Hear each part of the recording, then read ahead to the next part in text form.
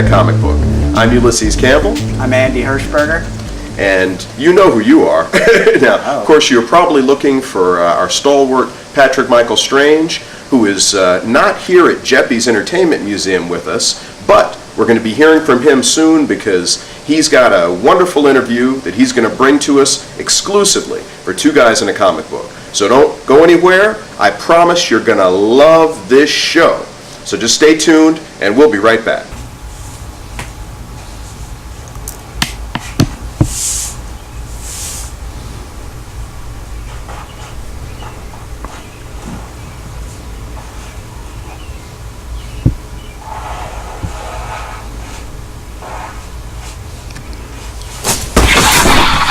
Dude!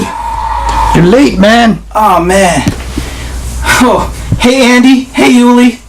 I guess I'm late to make it out to the museum. You know, I've been burning this midnight oil to just get us all these great events lined up and all these creators. Guess the time got past me.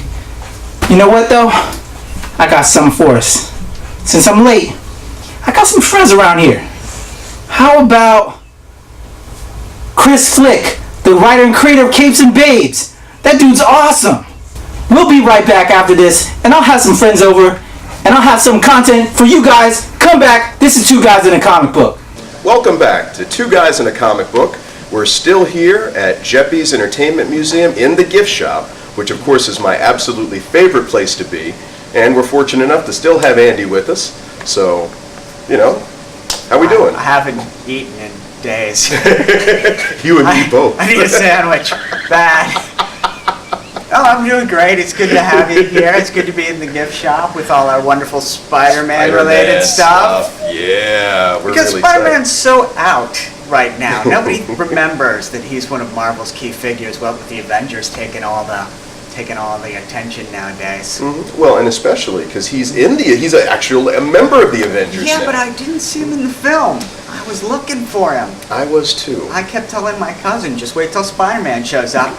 You're going to be really happy then. My God, did I have to pay them off an ice cream. Well, that camp is going to go to is going to help trim some of that off, but that's okay. Well, I've heard rumors that they're trying to work something out with Sony to have Spider-Man appear in the next Avengers movie. I don't know if there's any truth to that, but that would be very pleasing.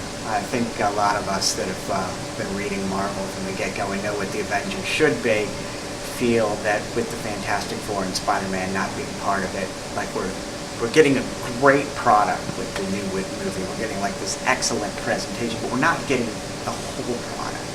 And the whole family, I should say, because we want those characters. Yeah. We read that they're an important part. Spider-Man needs to fight one of them. Wolverine should be in there.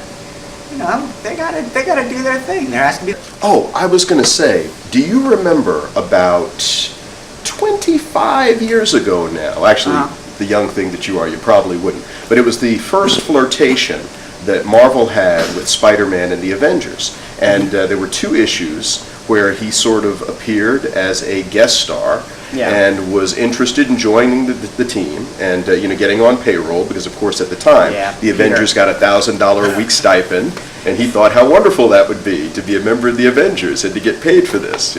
I love how Peter is always the most impoverished genius. Like, I just made web slingers, but I'm not going to make any money off of that. And then he tries to break into the Fantastic Four's web lair to try to get in with them because they have money. And nobody wants to write this guy a check. It's almost like Reed's one of those guys like, you know what's really good for you, Peter? Starving and me not giving you money. Yeah, but I really loved that Spider-Man, But hey, but speaking of which, we've got Patrick, who is interviewing Chris Flick, Capes and Babes fame. Hey, Chris. Hey, Chris. Hey, guys, Yuli, Andy, look who I got. Yuli, you remember this guy? The artist, the writer, creator of Capes and Babes, my man, neighbor, we live in the same city, Chris Flick. 15 minutes away. Dude, I met you at Virginia Comic Con with this book right here. It caught my eye from the corner of my eye. I was like, oh my goodness, that stuff looks amazing. I saw this big old wolf. I was like, that's cute. It's got it's a drawing factor with it. I don't know.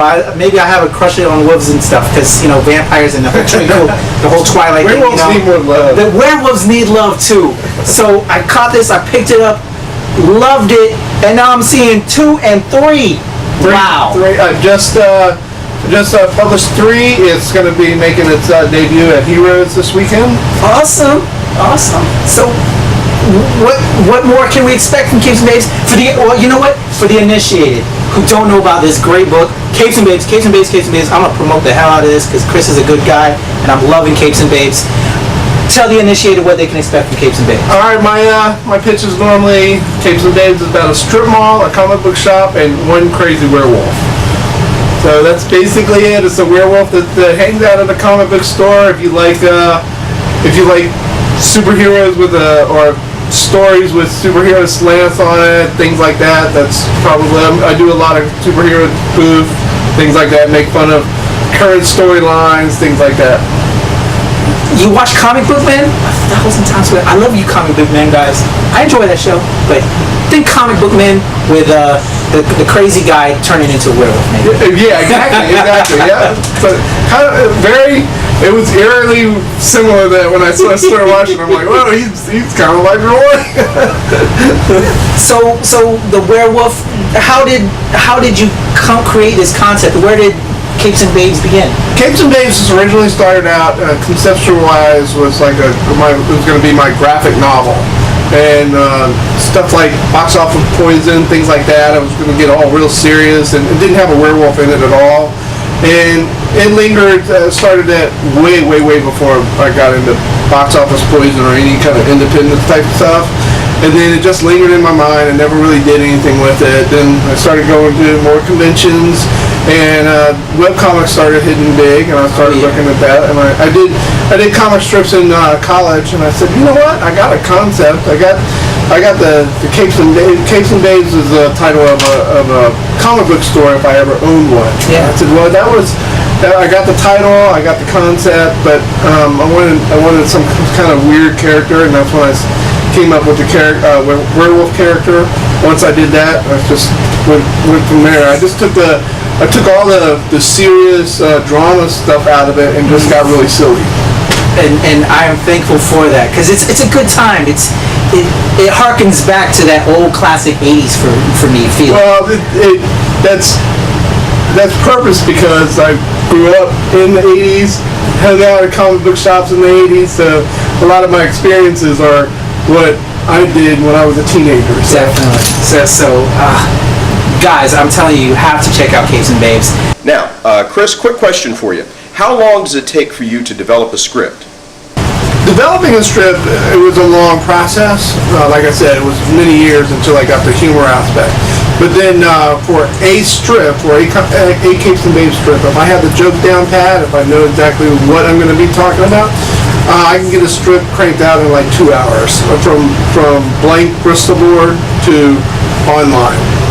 So the most time-consuming part is actually writing the blog after you get the strip up, because you have to write something about it. So yeah, that's on a good night. On a bad night, maybe 3.5 hours. Cool. Well, and as far as that business about the length of time it takes him to develop a script, it takes some people a long time, takes some people a short time. Creative process is always interesting. The answers may seem commonplace to some, but when you really think about it, each artist brings their own different approach to it. And Chris's it's nice to hear that he's working at that level and still being able to put that stuff out. Mm-hmm. So, I'm fascinated. Yeah. You summed it all up quite neatly. Yeah, and speaking of that, going back to Patrick for a minute, who still has Chris Flick with him. Chris, if Capes and Babes was to be turned into an animated film, who do you see playing the characters? Good. That's a very good question. For the vampire girl, Ronnie, I think Tara Strong has some fantastic voices. She's all the way across the board. She can probably do a great Ronnie. I have no really hard concept of what these characters sound like, except for maybe Roy. Roy has a very gravelly voice. When I do hand lettering, that's one of the reasons why he always has a thunderbolt stem, is to simulate a growl. So a Tasmanian devil sounding voice character would be great. Okay. Mark Mark would probably be me. I wouldn't mind voicing him. And then Joey, she's based on my wife. If I don't say my wife, she'll probably kill me. She probably would never do it though. But that's a good one. I don't know who would really voice Joey. Hollywood will probably want to throw a megastar in there. Yeah. To really sell it. Could you see like an Angelina Jolie, Charlize Theron? You know, I would say, or maybe a Reese Witherspoon.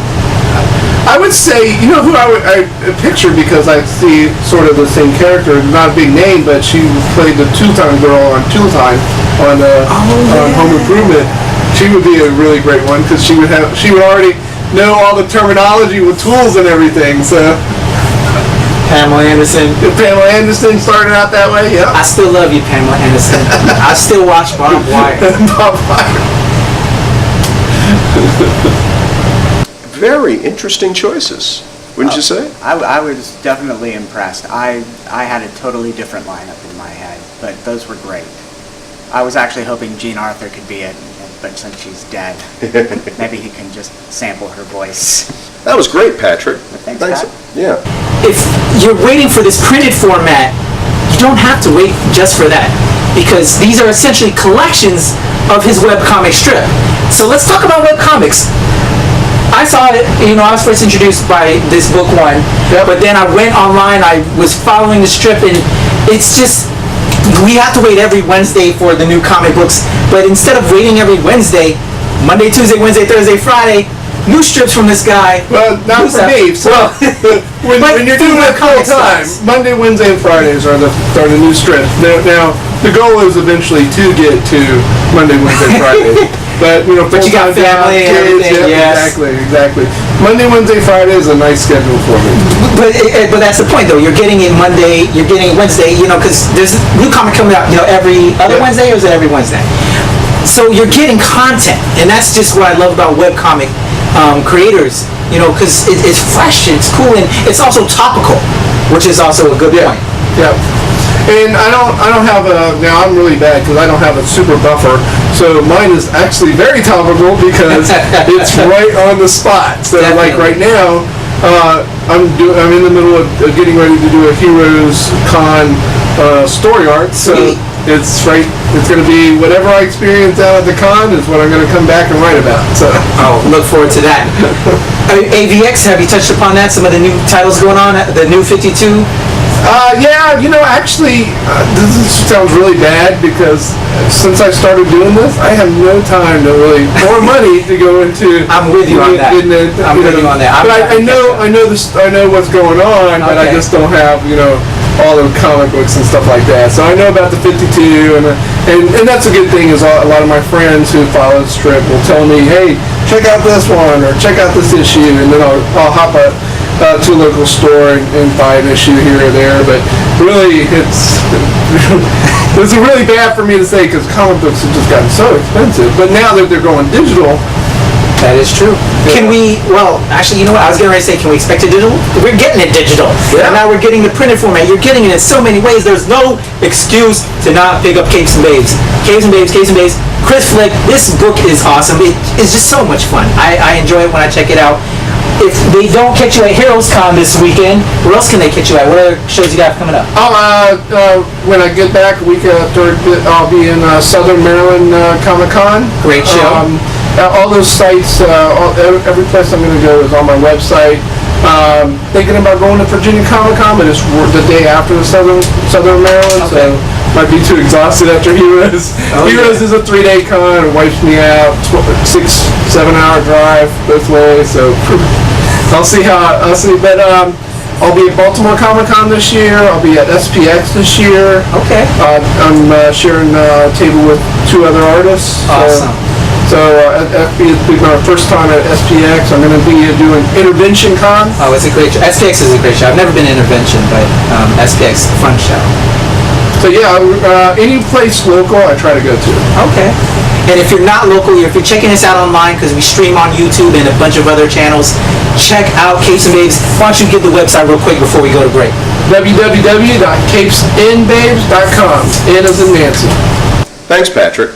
Thanks. Yeah, it was great to see Chris, even though we don't have him here. You know, it's Yeah, always yeah. wonderful to get these interviews, and he's such a talent. You know, Andy, Spider-Man is kind of misunderstood by some, and I shockingly so. You know, I had the experience just recently. I ran into somebody who had some comic book knowledge, Yeah. who swore to me that Spider-Man was a thief. Really? Yeah, can you imagine? I said, you've been listening to too much of that stuff that Jameson puts out on the Daily Bugle. Where did he get this idea from? Well, actually, it was a she, and Oh, she pardon. felt that this is where Spider-Man got his money. You know, he would break up a racketeer and skim a little off the top. I said, the one thing I can absolutely claim expertise in is comic books. I said, you are absolutely wrong. I said, I want you to show me the comic book where Spider-Man steals anything. I said, that's the whole problem. The guy never has any money. I mean, if he was a thief, his uncle'd still be alive. He Ah. would have taken that guy's money that was due him and just walked out the door. Or maybe the whole gate. Yeah. No, I was looking. You've got something interesting that's sitting over here behind you. Well, yes, I do. I have copies of the latest Overstreet guide. Whoa. Two lovely covers here for the issues, the Avengers and the Catwoman. Which is your favorite? I like the That's- Buscema cover. Oh, yes, that's right, the Buscema cover, the Catwoman I mean, cover. hey, is- well, Cat, I mean, she's pretty sexy, but I'm something of a purist, and so that really speaks to me. Well, this is, it's I think like with the work that the guys do at Gemstone Publishing, Mark Huseman and J.C. Vaughn have really both come up with their excellent choices. Mark Huseman with Catwoman, J.C. Vaughn's with the Avenger choice, and they appeal to the DC and the Marvel fan, and they cover the summer market in films very well. Very well. Although Anne Hathaway is not as, how do we say, voluptuous as this Catwoman, but she'll probably do an excellent job in the film, as she is real and this is a drawing. And of course, our favorites, except I don't remember Black Panther being in the Avengers movie. Well, now that's true, but I happened to have been down at the Heroes Convention in Charlotte this past weekend. Of course, Stan Lee was the special guest, and during the panel Yeah. that he gave on Saturday, someone asked about upcoming Marvel movies, and Stan said that he would love to see the Black Panther be the subject of the next Marvel film. I heard that there was plans on having that out in 2014. Now, I'm not sure if it's going to be a film or they're going to go the TV route, but it seems a little unfair to have the one character be a TV show. Then again, it could prove lucrative because Marvel's been like batting 1,000 right now. Amazing stuff coming out from them. Well, it might open the door, though, to having some of these characters that we know and love appear on television again. Because, of course, you know, years ago, back in when dinosaurs roamed the earth, when I was a young man, Marvel was the one that sort of had cornered the TV market, and DC had the films. Well, I think since I suspect we're actually closer in age than my youthful appearance belies, but I remember in the 70s it was always Spider-Man, the TV show, or as it got broken down for me, because I was a little younger, was the 2-hour movies. The movie of the week was the Spider-Man block, which was the 2 TV shows put together, and of course, Spider-Man on the Electric Company. I'd forgotten about that. I used to subscribe to the magazine just for the Spider-Man page. Never thought to actually read the 32-page comic book. Well, why would you? When you're 8 years old, you want to see Spider-Man, and you think he's an Electric Company character. But I also had Batman growing up with. Of course, not the Batman that you would expect to see today. More of a jovial clown than a Clint Eastwood throat-inflicted tough guy. That show really had some heart, though. The 1960s Batman TV series with Adam West and Burt Ward. And I mean, It's particularly the exceptional. very early ones. I think, no, it had great heart. It was hysterically funny. The writing on that is I didn't get incredible. that so much when I was younger as I do I today. did not either. But it, honestly, I hate to say it, that Bat car has never looked cooler. I'm sorry. I like the Adam West Bat car. I'd put it up against any other one of the vehicles. I don't think it's ever been topped on film. You are not alone. I tell you something. Yeah. I had the privilege of meeting. There's an outfit that has the official license from DC Comics to reproduce the Batmobile. And I had the opportunity to meet these guys and to actually ride in one of the cars. I've got a picture sitting in it. It's like, and they only charge $150,000 for each one. Wow, that's nothing. But it's a beautiful car, and you're right. I mean, very iconic and something that is going to outlive all of us, as all of these characters will. Andy, it has been great talking to you. This is Now, a pleasure. you are a fine stand-in for my friend Patrick Michael Strange, who is not here today, of course, because he's on a top-secret mission, so we're going to keep that under wraps. But, you stay where you are, and we'll be right back.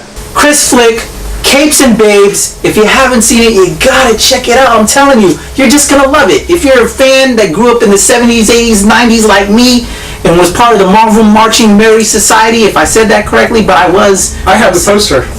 He has poster. I used to have a little card. I didn't have the card, but I had the big poster. The one by Michael Golden? Yep. Oh, God! Yep. I want that. I'm gonna, you didn't hear this, but I'm gonna steal it from his house. I used to love Michael Golden, and that poster was just amazing. Anyway, we're back from break, and I just want to really promote Chris Flick and his Capes and Babes book. It's just such a great book. Chris, last question. Actually, I have a couple questions. Capes and Babes, done by you, awesome guy, and it's a web comic that people can go out there and get. What are some other webcomic guys that are friends of yours, or just that are inspiring you? What webcomic guys are out there that you like? Okay, well, just this past week, I was invited to join the Webcomic Alliance, which was created by 3 other creators. Byron Wilkin does 1977, the comic, all about 1977. That's the year I was born. I'm gonna have to check that out. Don Griffith does Zorbert and Fred, about 2 aliens disguised as dogs. Wow. And Dres Rodriguez, he does a lot of long form illustration. Okay. And then another girl that I'm getting to know a little bit better now, Robin. She's in Denver and she does a lot of long form comics too. So Robin and I were just brought into the Webcomic Alliance forum. So they're really great. I got a bunch of friends. Joe Combs does Business Casual, all about business, about the office. Okay. Chris Watkins, who does a comic called Odori Park. I mentioned Chris because in the 3rd book, I have a whole section of like 10 artists who did versions of my werewolf character for me. They're fantastic artists in there. They really helped me out a lot. And Avengers versus X-Men. I don't know if you've been reading it, but if you were to choose a side, whose side would you be on? well, I'm gonna flip that around. Okay. And I'm gonna say, here's my dream. George Perez Avengers versus John Byrne X-Men. That is a good one. You can't go wrong with that, right? Wow. Wow. That's a good question. You got me there. That's like. See, I'm torn because when I grew up reading Avengers, the Beast, I didn't even know the Beast was an X-Men. I knew him from George Perez drawing him as an Avenger. Yes. So I mean, how can you, if Beast is one of your boys, how can you root? Who do you root for? Because he's an Avenger and an X-Men. So I don't know how they're writing them in. That where's the whole allegiance for that? That's a question that can just shut up a geek down to just make his brain melt, because you've just made my brain melt. Because I love both. John Byrne's X-Men is what made me love X-Men. Yep. George Perez on Got me in the comics, back in the classic. comics when I was in high school. So he shut me up, so I guess that means it's time to go. Chris Flick, Capes and Babes, give them the website one more time. Tell them how you can check the Capes and Babes stuff out. Alright, www.capesandbabes.com comes out every Monday, Wednesday, and Friday. Check out the website. You can find me on Facebook as anywhere online as Capes and Babes. I was telling Patrick I got a thing coming out every Wednesday called the Werewolf Wednesday. You send me a picture of you, I draw you as a cartoon werewolf. How awesome is that? And pick up book 3. It's out now, Capes and Babes. This is Chris Flicks, Capes and Babes. Chris, my man, thank you for coming out. My neighbor, talented writer-creator, Capes and Babes. Check him out. We'll see you next time on Two Guys in a Comic Book. Welcome back to Two Guys in a Comic Book. We're still here at Jeppy's Entertainment Museum. We've still got Andy with us, and I think that we're just about out of time, but I believe you've got a couple of minutes if you want to sort of get one of the last words in, about Spider-Man or about what's going on here. Well, I'm definitely interested in discussing Spider-Man for a couple of seconds, but I would like to throw one more plug for the Overstreet Comic Book Price Guide, 41st edition, which is available from Gemstone Publishing, gemstonepub.com. Now that we've done that, I'm very impressed with this new Spider-Man movie. I have to say I'm a little disappointed Tobey Maguire didn't come back because he did a good job. Alan Garfield is going to be interesting. Yeah, I think he's a good casting choice. But Emma Stone as Gwen And Stacy. is why didn't we get this movie to start with? I mean, it's like, why are we not getting that story? And hopefully they'll have the integrity, or should I just say, hopefully they'll have the wherewithal to take that story to its logical conclusion, or to follow the original publication. They should. In fact, I thought that was one of the one weaknesses of the original Spider-Man with Tobey Maguire, because of course I'm assuming that they wanted to use Mary Jane because she was the love interest in the comics at the time, and so they're thinking, all right, we'll sell more books if we make it closely resemble what we have here. But Spider-Man had a certain vulnerability, more so than a lot of superheroes, and the tragic situation with Gwen Stacy, I thought illustrated that exceptionally well. Wow. It's going to be interesting to see how that plays out, and it's going to be interesting to see if Spider-Man will actually give the Avengers a box office run for its money, because in about 10 weeks we'll probably hear that the Avengers is the second highest grossing film of all time. That would be welcome news. Well, it looks like it might happen. Titanic is still sailing ahead slightly, but maybe they can sink that boat again. Nice pun. Yeah. I like that. Couldn't figure out where that one came. Well, we'll have to see though with this Spider-Man movie, because as you point out, they have some opportunity here to mirror the events of the comic book. It's another reason I'm very happy to see that they have Gwen's father, Captain Stacy of the NYPD, in there too. And Dennis Leary looks like he's really filling the role out nicely. Yeah, shockingly so. He's a hit and miss actor in my book, but this looks like it's definitely going to hit with me. And probably hopefully for the audience. Also, the lizard looks scary. I've seen some of those previews. I only see him with the human face. Oh, really? I'm happy to hear that. I was a little scared it was going to be another case of actor not wanting to be off screen when in a costume. Yeah. I think they CG'd him, as the lizard, and he's really very frightening, inhuman kind of thing. So that we'll have to see what happens, but I'm extremely optimistic about this. I am worried that we'll keep seeing Spider-Man's mask get ripped off every 8 seconds, but we can live with it with a good narrative. But And on that, we'll have to see. But on that note, thank you for joining us for another scintillating, exciting episode of Two Guys and a Comic Book. And we'll be back. You keep tuning in, because we love to have you and we love to do this. And Patrick, thank you for the fabulous footage that you got for us. Thanks, Wonderful Pat. clips with Chris Flick of Capes and Babes. And, we'll be looking forward to having you back next time, too, on Two Guys and a Comic Book.